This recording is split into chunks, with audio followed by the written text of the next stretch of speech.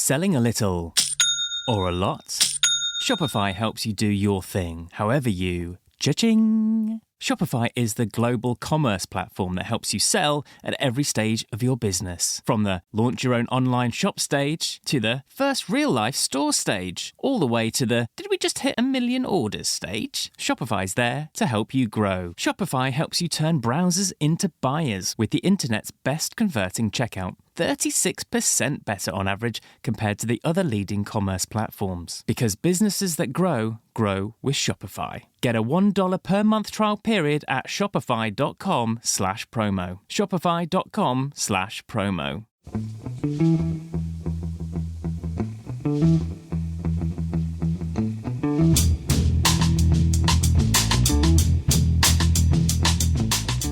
Hello and welcome to The Price of Football, the show that looks at the money behind the beautiful game with me, Kevin Day, and Liverpool University's Kieran Maguire. I may have been over-enthusiastic with the hello there, Kieran. I know I got told off a couple of weeks ago because sometimes the hello's not upbeat enough and sometimes it's too upbeat. But you're back in the country, Kieran. I'm probably as excited as Finley was when he saw you coming into the house about an hour ago after your inevitable international travel delay. What is it with you and airplanes, Kieran? I'll always take a delay as opposed to something going wrong mid-air. So, for me,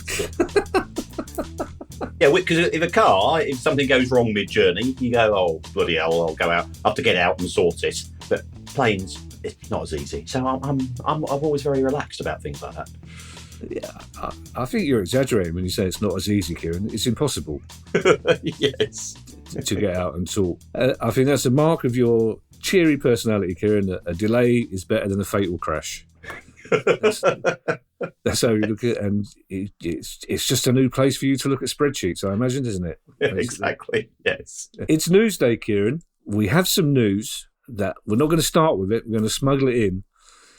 But it's news that we've been waiting for quite some time to deliver, and I'm actually quite excited about doing it. But we're going to talk about a couple of drier stories first, Kieran, because otherwise we'll get too excited and I think we'll just end the pod. I'll just go out for champagne. You'll get a spreadsheet, put a big old spreadsheet cigar on. You'd never burn a spreadsheet, Kieran, would you? Oh, good grief, no. No, of course you would. Especially as they're on a laptop, it would be very difficult. Yes. Let's start. I mean, this does seem like quite a dry story, Kieran, but it's also a handy way of mentioning that we have an interview with somebody involved in the story coming up in the next week or so. And it's basically players are playing too much football and it's coming to a head, Kieran, isn't it? Yes, and I think what this story is very intriguing is that we now have employers and employees coming together via their union to take on an administrative body. So European leagues, including the Premier League and FIFA Pro Europe, which includes the PFA, they are now putting forward a joint formal complaint to the European Commission against FIFA and the international match calendar. And this is very much on the back of the FIFA World Club Cup Championship, for which, once again, we have to state there's no tickets up for sale that I can see. There doesn't appear to be a TV deal for terrestrial or even for a paywall, either here in the UK or in some of the other major markets. I think clubs have been promised an awful lot of money for participation, which is why I think individual club owners have said, well, we're happy with it. Yeah, we're going to get 50 million quid. Then, we don't care about the players anyway, in terms of their welfare. We're just interested in bottom line. Yeah, that's welcome to private equity, welcome to hedge funds, welcome to Ineos and the likes of those types. But it's been acknowledged. We've got a bigger Champions League. We've got a bigger World Cup. We've got more and more fixtures taking place. And I think the unions and the European leagues, as sort of their own bodies, have decided to put a line in the sand. So you rightly said that we do have an interview coming up with Maheta from the PFA in the next couple of weeks. And we've asked for questions for that, but we've got our own list of questions. And I think we'll be able to get this from the union. And we've just had the European Championships. And yes, it was great that England got to the final. And I think that has impacted upon our overall view of the tournament. But I've got to be honest, how many good games did we see? Throughout that whole 4 weeks, how many? Yeah, God, that was a cracker. Because normally there's quite a few. I thought probably the best game was Austria versus Turkey. It was fantastic, but there was an awful lot of players operating at 80% because they are carrying over the hangover of a long season, a World Cup, which was in the winter only 18 months ago, and so on. And this does have consequences in terms of the quality of the product. And are we reaching saturation point as far as football is concerned? Kieran, I'm going to say this to you once. The Euros are dead to me, Kieran. It's all about the Olympics now. I've just been watching Argentina-Morocco in the Olympics. Argentina equalised in the 16th minute of added time, and the game was still going on when I had to come and start doing the pod. So as far as I know, it was 2-2. But somebody needs to remind Argentina of the Olympic spirit, because they're only kids, but there's some proper shithousery going on out there. It's the Olympics, taller, higher, faster, not kickier, divier. It's a cracking game, and it's France v the USA tonight, hopefully. So, yeah, it's wonderful. I love the Olympics. As you say, Maheta Malonga, the chief of the PFA, is coming on soon.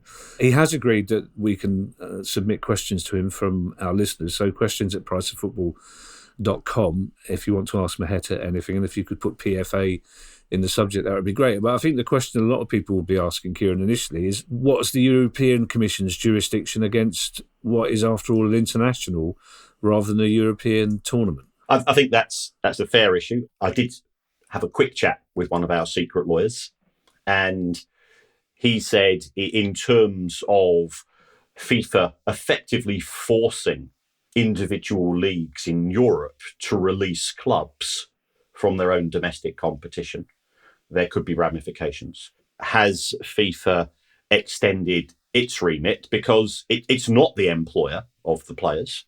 It is also potentially going beyond issues to do with Human Rights Act. Everybody's entitled to a holiday. And I know people say, well, footballers earn a lot of money. But so that's an irrelevance. Yeah, whether you're on 5,000 or 550,000 or 500,000 pounds a week, if you're unable to have a quality of life in terms of downtime from work, and that's what it is, it's a job, then isn't that unreasonable? And I know people that work in the world of finance, you know people that work in the world of entertainment, well, they will get a break. And things don't get better if you just have more and more. If you compare football to the NFL, I've just been in the States, they've got, I think, 18, 19 games in the NFL, and that's a fantastically successful competition. It makes an awful lot of money for all of the stakeholders. And they've not said, well, God, we're only around for about 4 months of the year. Why not do it 12 months of the year? There's never been that inclination because there's a collective bargaining agreement between all the parties. I think it was also interesting with regard to this particular story that FIFA came out swinging with their own. They say, oh, well, we have consulted people, but yet consulted isn't the same as reached agreement. Just because you sit in a meeting with somebody and you say, oh, by the way, this is what we're deciding what to do.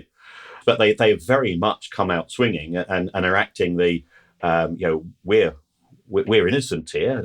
What's all the fuss about? We're not the cause of all of the expansion of football. And then, of course, they'll say, well, clubs are quite happy to organise pre-season tours. And clubs are happy to organise pre-season tours. But as somebody that has watched Brighton's match against, Kashmiri Antlers earlier today, it wasn't a game of football. Both teams changed at half-time, the whole squads. It was at half pace. And frankly, nobody particularly cares. Celtic played Manchester City, because I was in Charlotte in North Carolina for the last few days, and Celtic were playing Manchester City. I would have actually gone to watch the match had I not been flying back. I'm sorry, Kieran. I was just imagining the Baroness's and Finley's reaction when they're waiting for you to turn up. Finley's tail wagging, he must be home soon. You phone up and say, oh, no, I decided to go and see Celtic Man U. And I thought I'd get the next flight. I'm just fantasising now that Infantino v Ceferin in the courtroom. That'd be a great court. We'd get one of our secret lawyers in there swinging on both sides. Also this issue of the FIFA consulting here. The Super League clubs consulted, but they consulted each other. So there's, like you said, there's a world of difference there, isn't there? We had a question, Kieran, in our last questions pod, or one before that, asking when we thought the first $1 billion £1 billion or €1 billion, €1 billion anything. First 1 billion transfer would be. And we now have a club in Spain, I think people can guess which, who has just made more than €1 billion in revenue in one season. Yeah, and you've got to give Real Madrid a huge amount of credit for the way that they have run the business side of things. Now, I can't stand Perez with regards to his continual championing of the Super League and all of the consequences that has for domestic football, not just in Spain, but here in England and across the whole of the landscape of European football. But as a successful operation that makes profits, that maintains its debt, and these revenues of more than €1 billion is before taking into account the opening of the revamped stadium. So it's going to go through the roof. Now, to put those figures in context, 1 billion, it was just over €1 billion, so that's around about £900 million. Manchester City made, I think it was 713 million revenue. And that's on the back of having the Premier League TV deal, on winning the treble that particular year as well. So Real Madrid's scope to go further, I think, is significant. They will certainly benefit from the expanded Champions League. They will also benefit from the FIFA World Club Championship because they've qualified for that. Because I think they've won the Champions League once or twice in recent years, from memory, if that serves me right. And I think the contrast between the level of professionalism that you see at Real Madrid, and I am not a Real Madrid fan. I'm sort of spiritually very much in the Barcelona camp, but Barcelona has been a basket case. And from purely as an outside observer point of view, lots of smart decision making. They're maximising all of their opportunities that come to them. The deal with Adidas, the shirt sponsor deal, everything, because they are the golden boys of European football. Must be difficult for any accountant to be a Barcelona fan, Kieran, because what they give pleasure-wise on the pitch, they take away very much off the pitch, don't they? Yeah, we're quite pithy with regards to Chelsea, but at least Chelsea sort of use loopholes which don't endanger the future of the club, whereas Barcelona sort of just selling anything which is not nailed down and giving away 49% of it and saying, "Oh, hold on, you are effectively using payday loans to try to keep up with the Joneses." Well, except I don't know what keeping up with the Joneses is in Spanish, in the shape of Real Madrid, but it's not in your best interest. And this is the downside of the membership model, because populism is the way to get elected as president. And I always refer at times like this is, how would it be dealt with in The Simpsons? Well, I remember Homer Simpson becoming mayor of Springfield. And the first thing he did was, I think he gave all of the bin men a pay rise, which worked for a week. And then they'd spent the whole budget. And then the trash started piling up. And that's what's happening at Barcelona. Yeah, you see Simpsons historians pointing out that Kamala Harris, in her first speech after probably being announced as Democratic candidate, was wearing exactly the same outfit that Lisa wore when she became first female president in her dream in The Simpsons.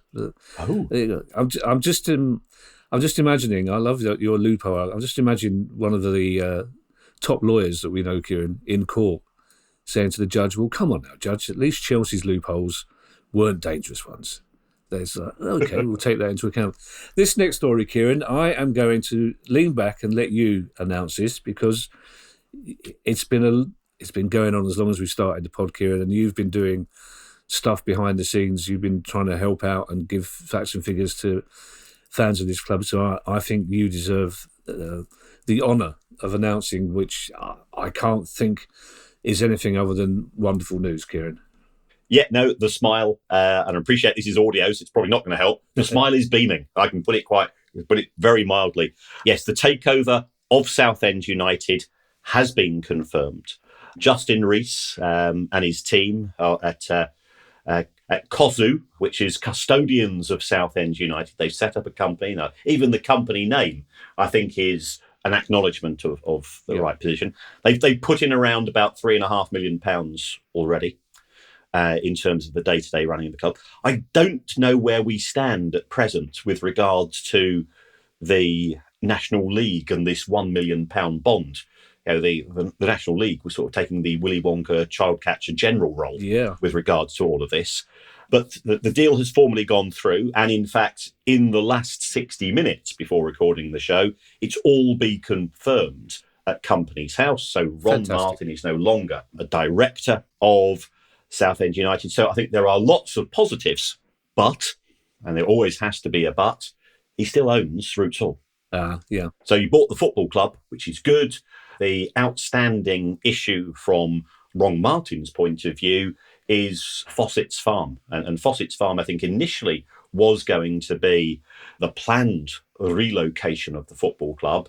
But I don't think that's now going to go ahead. And what we're going to have as an alternative to that is that Fossett's Farm could be used for some form of housing development through which Ron Martin and his companies could be the financial beneficiaries.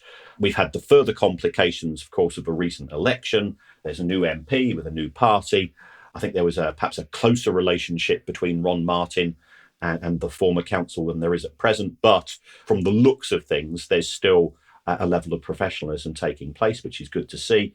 And one just hopes that things do move on. But season ticket sales have rocketed since the news was announced last Friday. We are having the Shrimpers Trust on the show, and it is going to be a backslapping exercise.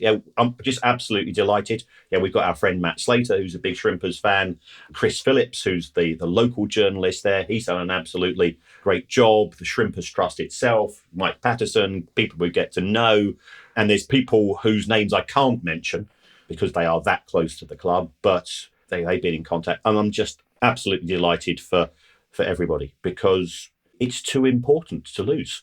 It's part of your identity. It's part of your history. It's part of your culture as somebody who's been born and bred in Southend, and now you've got a greater degree of certainty.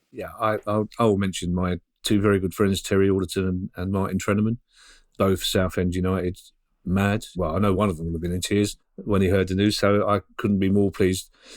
So you mentioned in the last hour, Kieran, the change at Company's House. It's now 10 to 5 on Wednesday afternoon, so it's good to know that's happened. Also, you mentioned that £1 million bond, but apart from that issue, Kieran, as far as we know, the new owners are starting with a complete clean slate. They don't owe any money to HMRC. There's no embargoes still in place. They can carry on with footballing life as close to normal as possible when Ron Martin still owns your ground?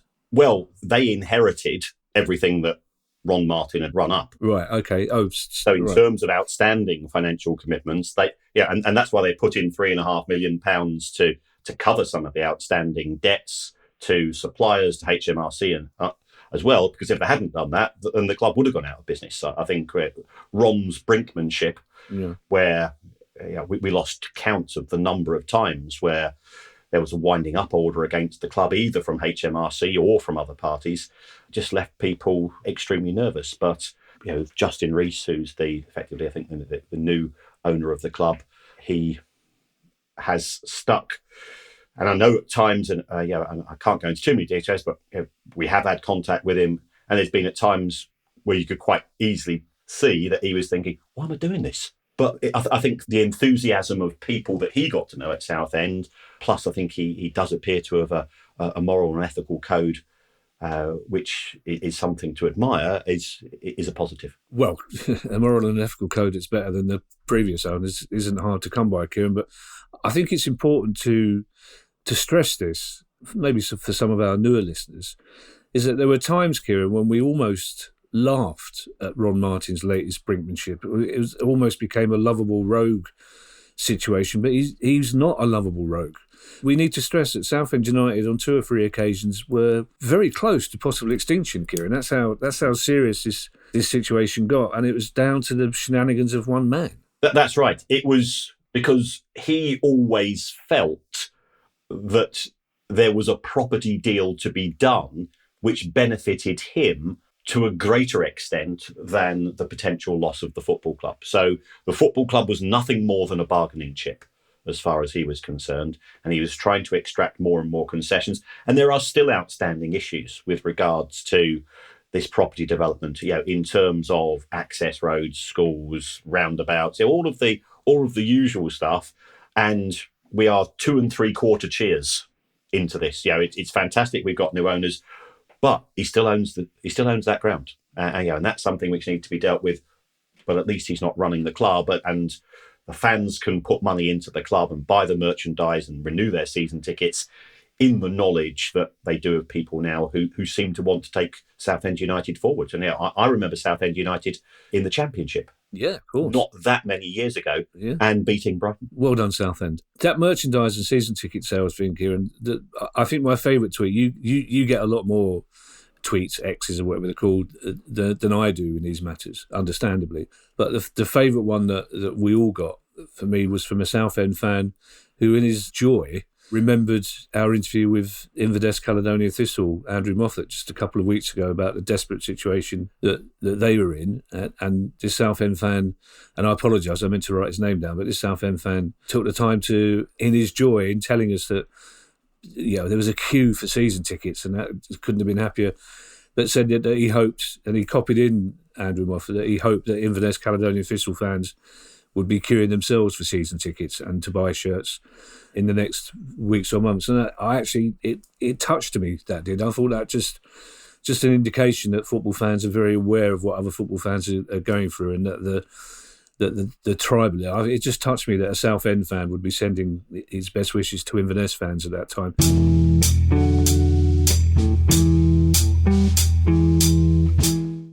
Want a website with unmatched power, speed, and control? Try Bluehost Cloud, the new web hosting plan from Bluehost, built for WordPress creators by WordPress experts. With 100% uptime, incredible load times, and 24/7 WordPress priority support, your site will be lightning fast with global reach. And with Bluehost Cloud, your sites can handle surges in traffic no matter how big. Plus, you automatically get daily backups and world-class security. Get started now at Bluehost.com.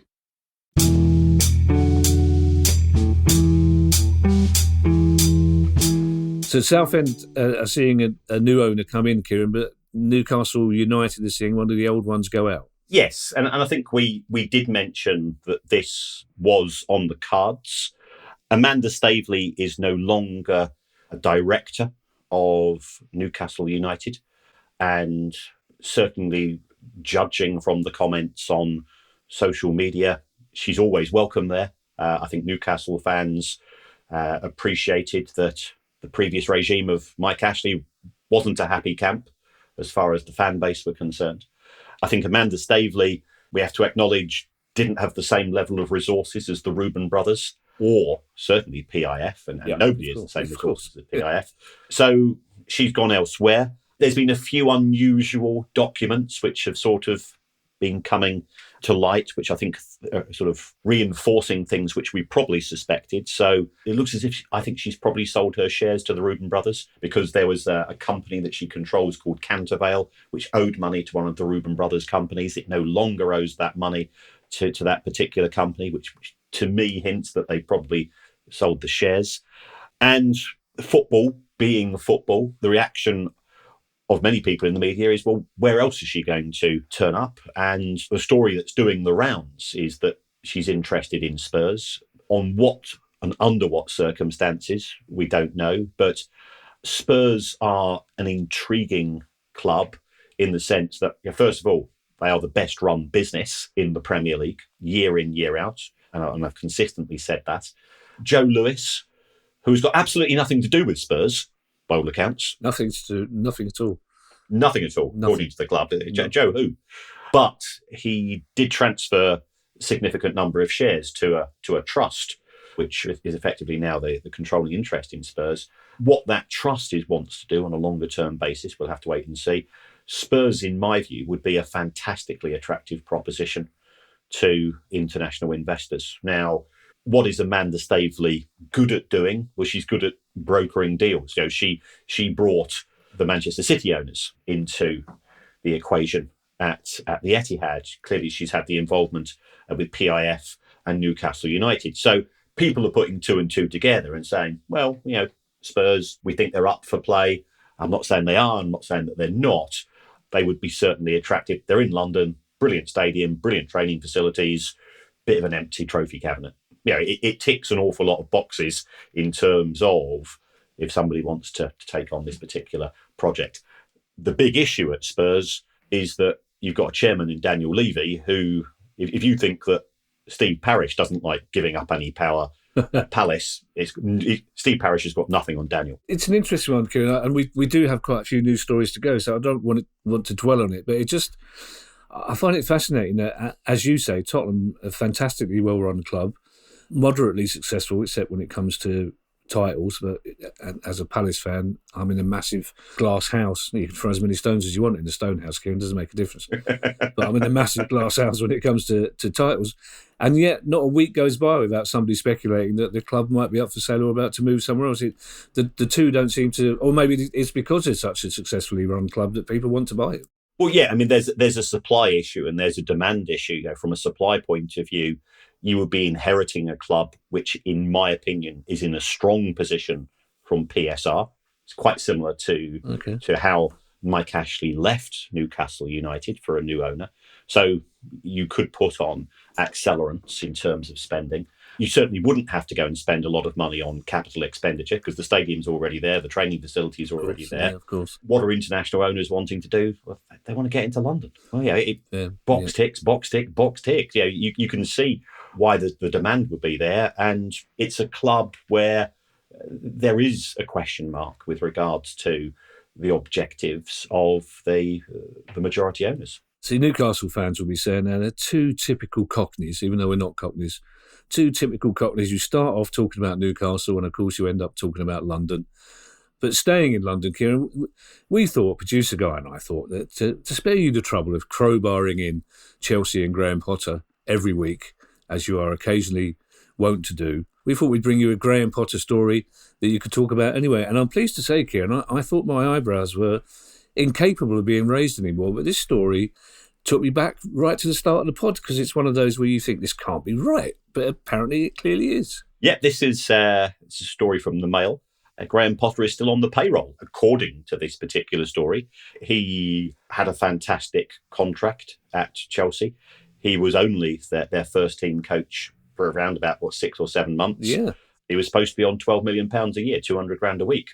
And it would appear, if this story is true, that Chelsea are continuing to pay him. Now, that actually chimes with what I'm aware of at some other clubs historically. There is one Premier League club, and this was going back a good few years, which was a bit of a laughing stock amongst the world of football finance at the time. And we are talking many, many years ago, where it had both the current coach and 6 former coaches on the payroll because it couldn't afford to pay them off exactly what was owed to them.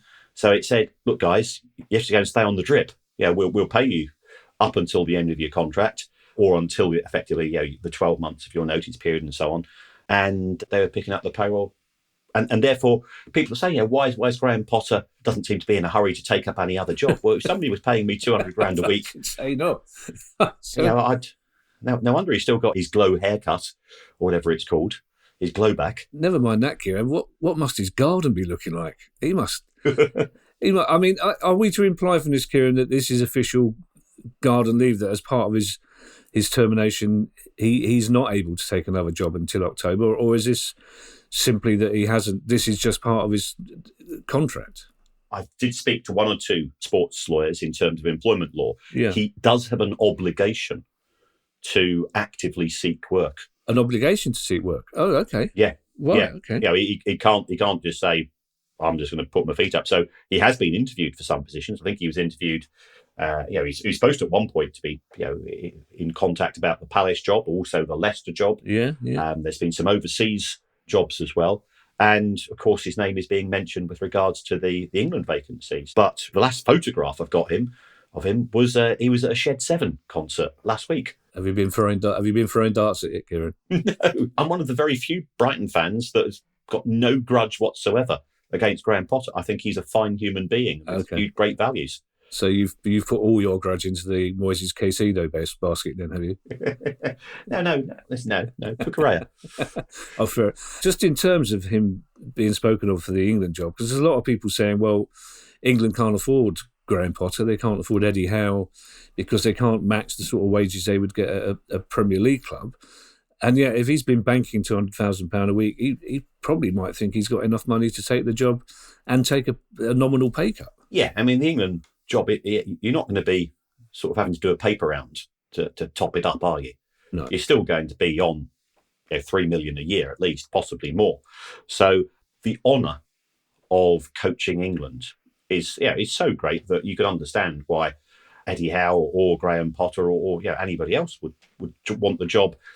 They're not going to go poor, and I don't see that as being a barrier to anybody having an interview and deciding to take things further. Gareth Southgate's got the look of the man who would do a paper round in the evenings, hasn't he?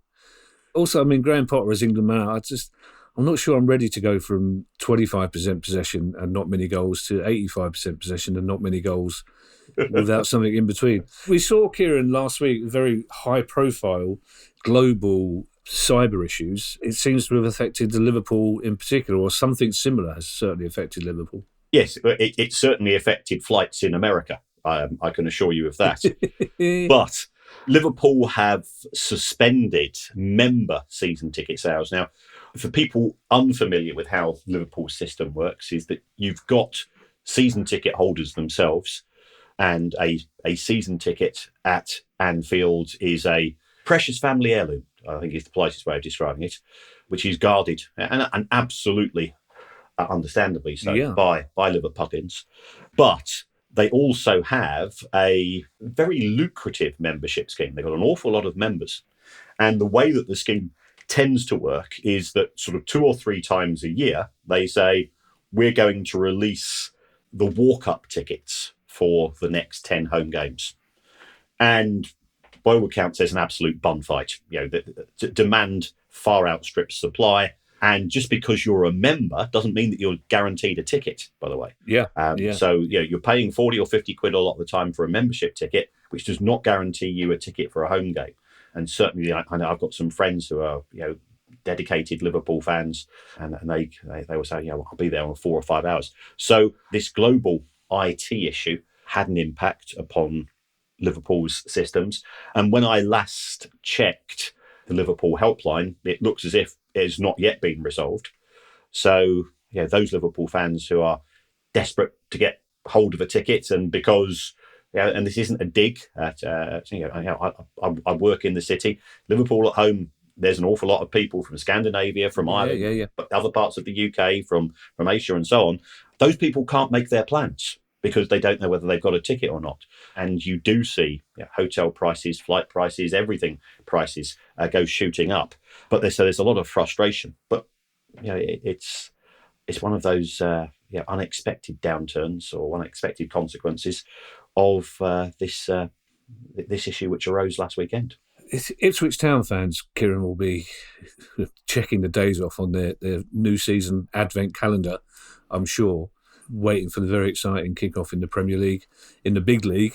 And there's some big league money coming there as well, by the look of it. Yes, they've issued £39.2 million worth of fresh shares. And I guess people will be saying, well, hold on.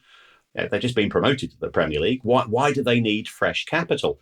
Well, they've bought players, and they will have paid the first instalments of those players. They would have also had to go and pay the bonuses for the squad in getting to the Premier League. So we don't know what their finances were in 23-24, but I would wager that they made a substantial loss on the back of getting promoted, because they've got those bonuses to staff, and thoroughly deserved, by the way. And then you've got to upgrade your stadium to make it Premier League ready.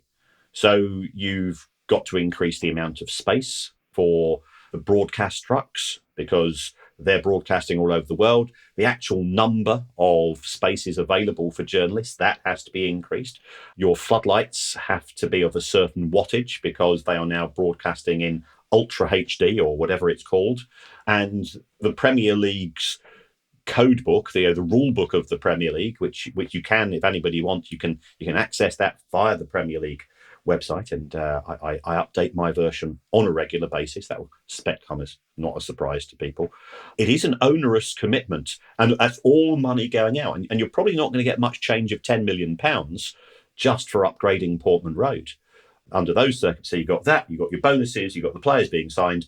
Yes, they will have had their first instalment from the Premier League in terms of TV money, but it looks like the owners are providing funding. I think it's a game changer 20, and they're thoroughly up for it. And I don't think anybody begrudges them a penny. If they've got in £39.9 million, whatever, does that equate to 39.9 million shares? No. I think it was 120 million shares at 35 pence each. Oh, right. Okay. Well, memory. Right. Which is concerning because I should not be remembering things like this, but I do. You've just had a long flight, Kieran. You've been cuddled to death by Finley, and I'm sure had a friendly handshake from the Baroness. So you're entitled to. I've not seen the Baroness since getting back. Where is she? You know, our son-in-law sadly tragically passed away last year. She's doing a long walk, a 57-kilometre walk along the cliffs of Sussex. Oh, brilliant! So she's doing a practice walk today. Oh, well, good for the hospice that looked after him. I didn't know you. Well, obviously we will put the donation point somewhere on the website, Kieran, and so people can. This wasn't the time I was going to break, but I'm doing something similar in September. I'm walking from Tottenham Hotspur to Selhurst Park, which is 64 miles.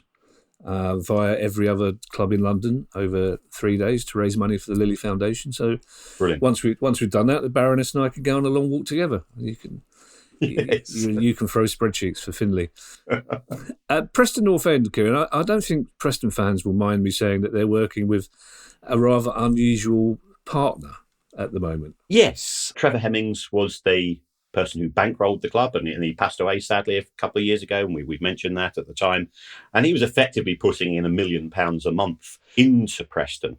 The club is now being run effectively via his children and a trust, but Preston have employed Rothschild, a very high-profile bank, to review its options. Now, that could be that they decide to carry on as they are at present.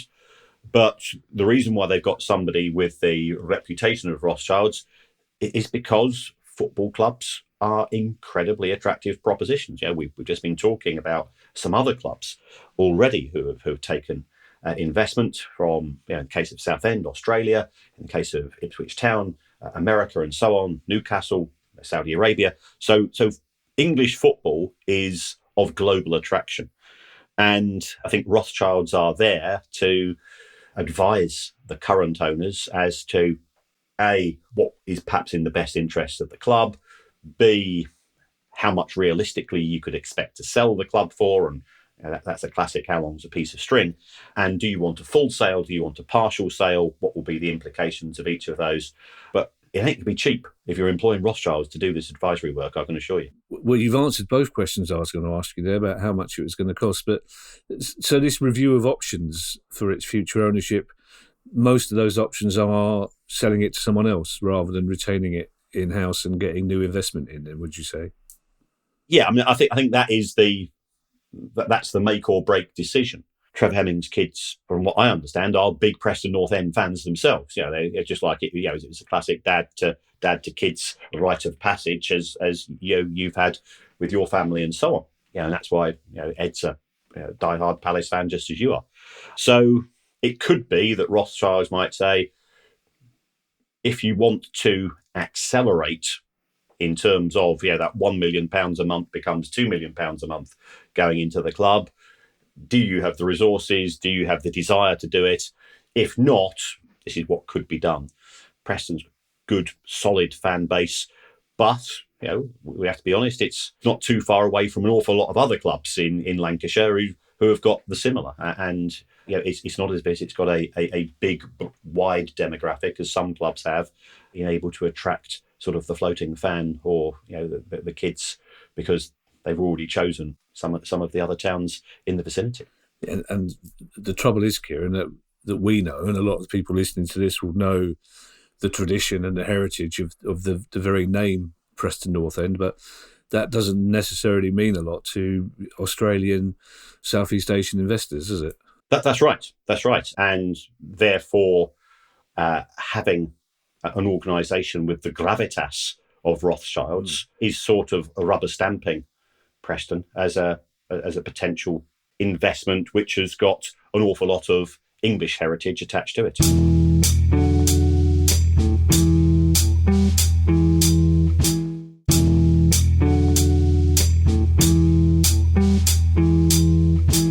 Leeds United, Kieran, there's a ticketing story.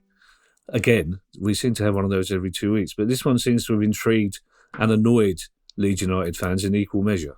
Yes, and there's an awful, because I've been contacted by fans of quite a few London clubs in recent days. West Ham, I'm not going back to talk about London, but West Ham, Spurs, Chelsea, and so on, about what's happening at their clubs.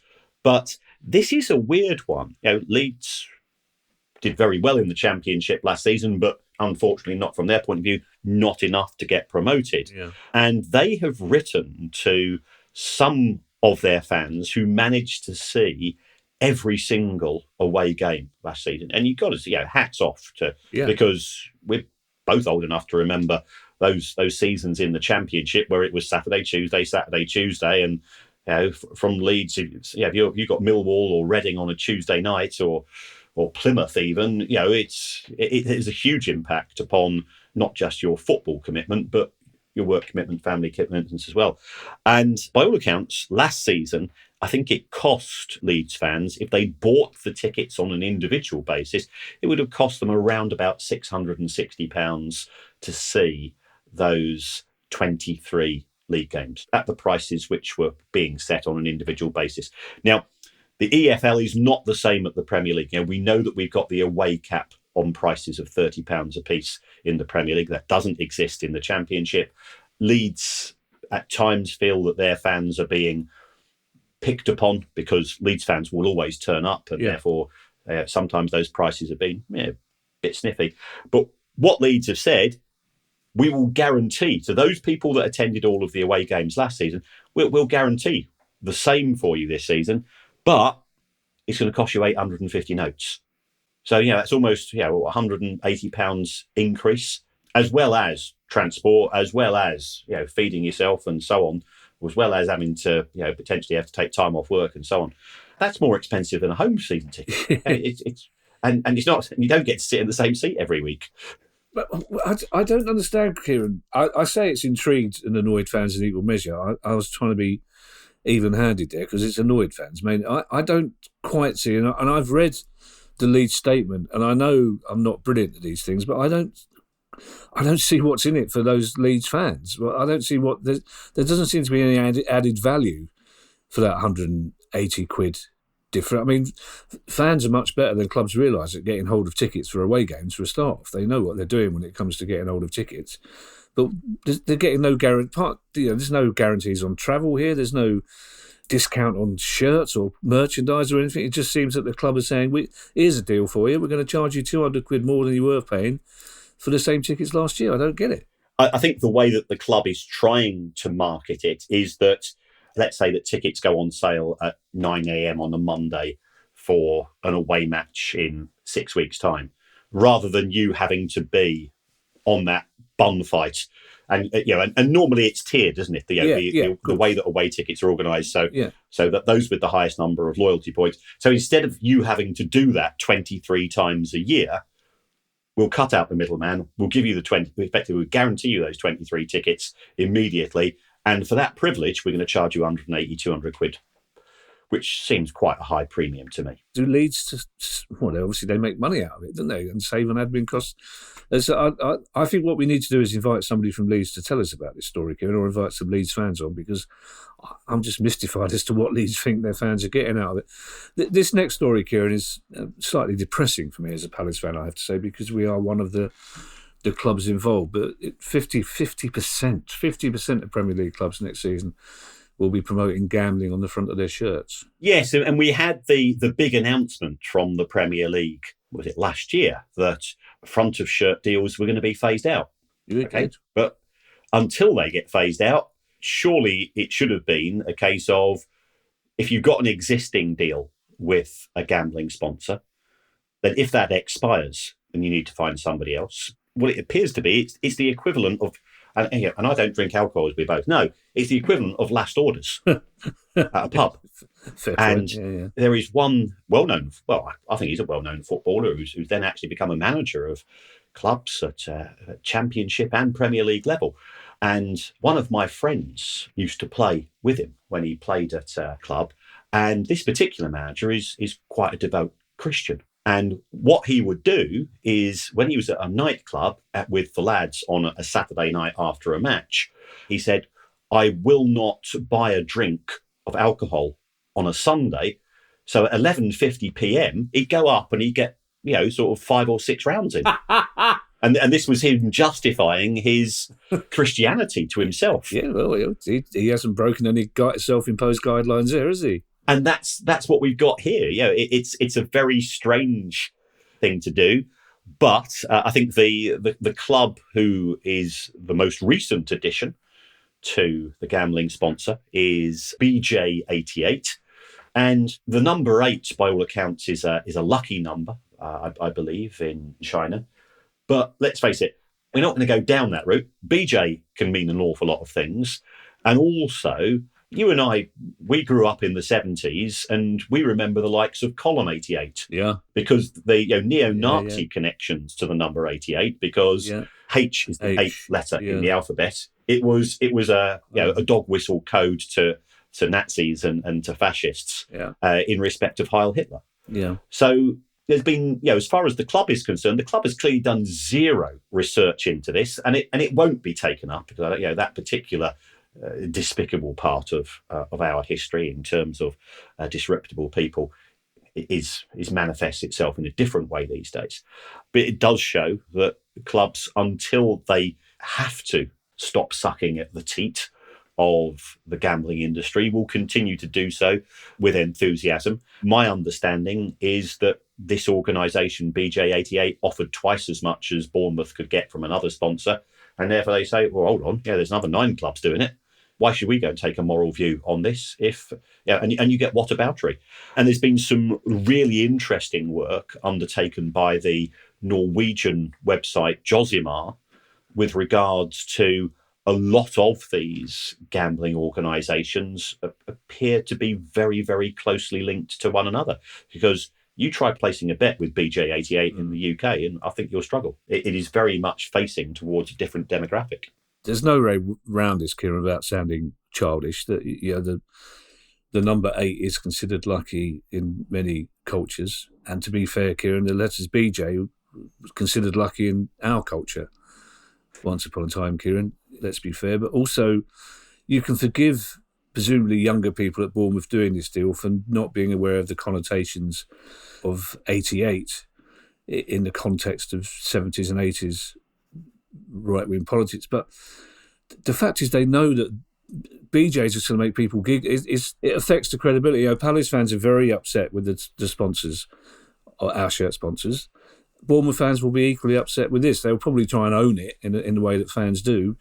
But it does undermine your credibility a little bit, I think. And like you say, this just, it's expressing you use all the time, blinded by the check. We've still got 3 interesting news stories to come, Kieran. The first of them is very pertinent because we had an interview tomorrow. Unfortunately, you weren't available as you were stuck in the air outside the plane on a wing fixing something with your hammer, I imagine. But it was an interview with Tim Williams. It's a really interesting interview, the CEO of Oxford United. And one of the questions I asked him was about the broadcasting deal and the fact that, Oxford United can be watched on TV so many times next season. And I asked what he thought about that, and you can hear his very interesting reasoned argument. Basically, he said that as long as people were watching Oxford United, he was quite happy whether it was on TV or in the ground. But it's a more nuanced answer than that. But it's a shame I didn't know this story before I spoke to him, because it's about somebody else showing the EFL matches this season as well. Yes, and this is the US market, and I do think this is intriguing. CBS have just signed a 4-year deal with the EFL to screen 250 EFL matches a year. Now, of that, 155 are going to be from the Championship. I think 30 are going to be Carabao Cup, which is still a very important asset as far as the EFL is concerned. And there'll be substantial matches from both League One and League Two. And you might be saying to yourself, well, that's intriguing, but who's going to be watching Harrogate versus Accrington Stanley? And I'm not labouring a point here. I've just spent 5 days in the US, in North Carolina, in Charlotte. The only football shirts that I saw in the city of Charlotte were Wrexham football shirts. Wow, really? No other Premier League how interesting. shirts at all. And that is the size of thing. And also, there's been some interesting work done on Google Trends. Wrexham have a bigger following in the United States than any MLS club, with the exception of Inter Miami. And Inter Miami are simply there due to the Messi factor. So I think we underestimate the level of interest and intrigue, and also just how polished a marketing exercise Welcome to Wrexham has been. Yeah. Not only for anybody that's watched it here, because lots of non-football fans have watched it, because it's a human interest program rather than the football story. It just happens to use football as its vehicle. And I can assure those fans that from other clubs that will be moaning, oh Christ, it's Wrexham again. I suspect without Wrexham, this deal would not have been signed. But the other thing which I found interesting is that Serie A have just renewed their American TV deal, and they've taken a 40 to 50% pay cut because there's not enough people interested in Roma and Napoli and Juve and so on, but there's an awful lot of people interested in English football. Yeah, Premier League is the most popular deal, but fair play to the EFL. The Wrexham story is a good one in terms of a broader benefit for the other 71 clubs as well. And can we put a figure on the deal that CBS Sports have paid? Well, unfortunately not. It's not been revealed. I know that La Liga were looking for $150 million, and I think they had to go and settle for around about 70. But there's not been any figures quoted. So we'll have to wait and see. But I know that Trevor Birch has publicly stated that they're very happy with the amount of the deal. Yeah, and America's a big market. Yeah, of course. Our penultimate story, Kieran, talking of shirt sponsorship, this is an interesting one from Schalke. Yes. And also, I love German football, and I think we both love German football, fan culture and everything that goes with it. And, when Russia invaded Ukraine, Schalke binned off Gazprom as their sponsor. And if you could only do a little, then that's still better than doing nothing. So fair play for doing that. They now have a new shirt sponsor who's making some very interesting claims. It's one of these sort of meal alternatives. It's sort of a mini meal. I think it's called mini meals. And they are not only the shirt sponsor, but they're giving fans access to these meal replacements, which have got 800 calories worth of goodness in them, with a view to trying to change, and good luck to them for this, to get us to change our eating habits at football. I think they're going there in optimism rather than confidence.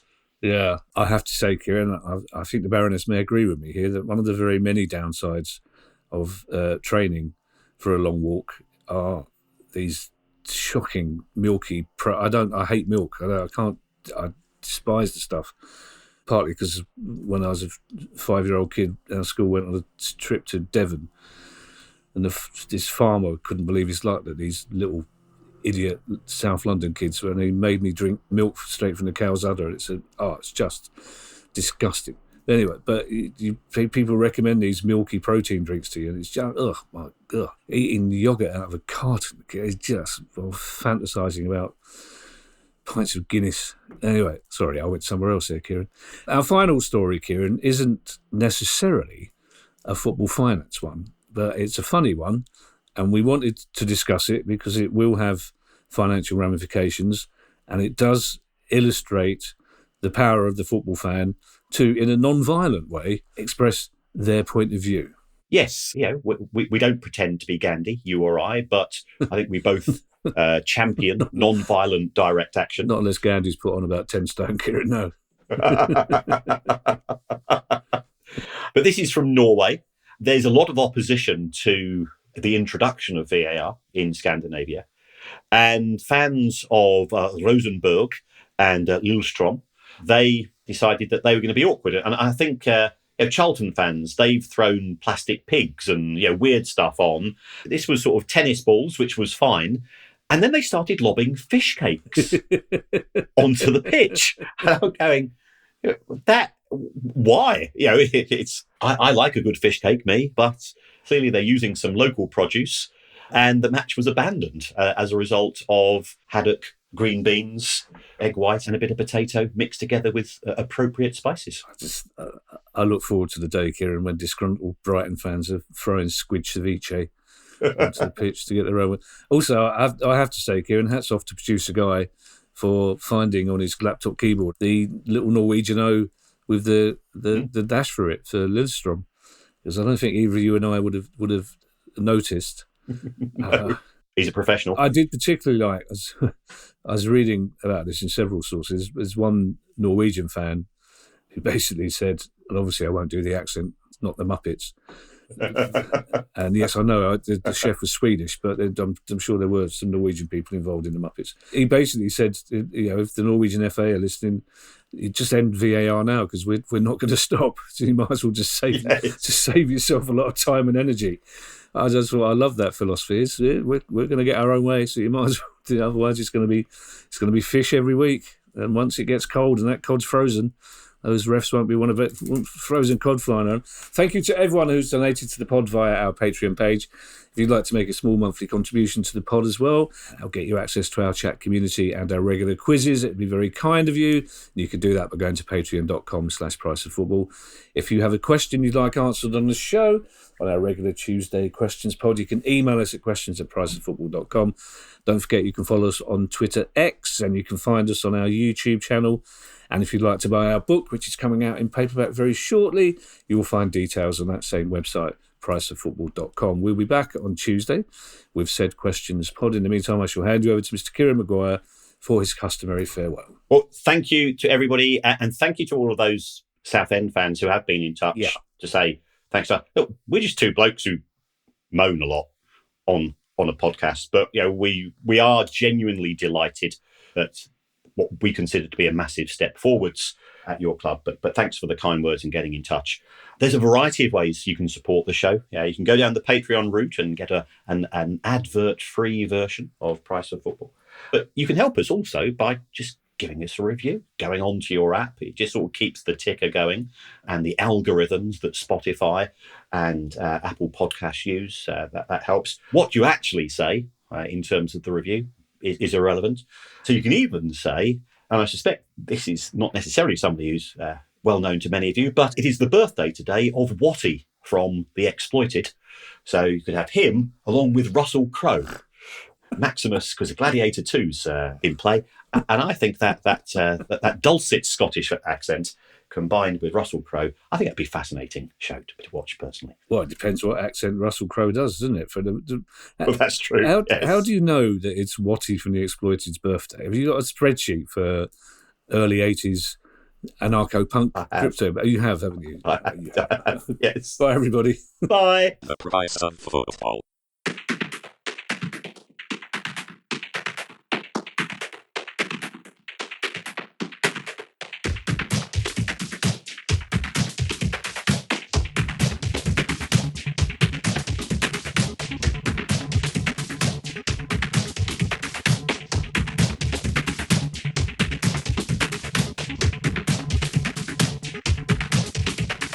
The Price of Football.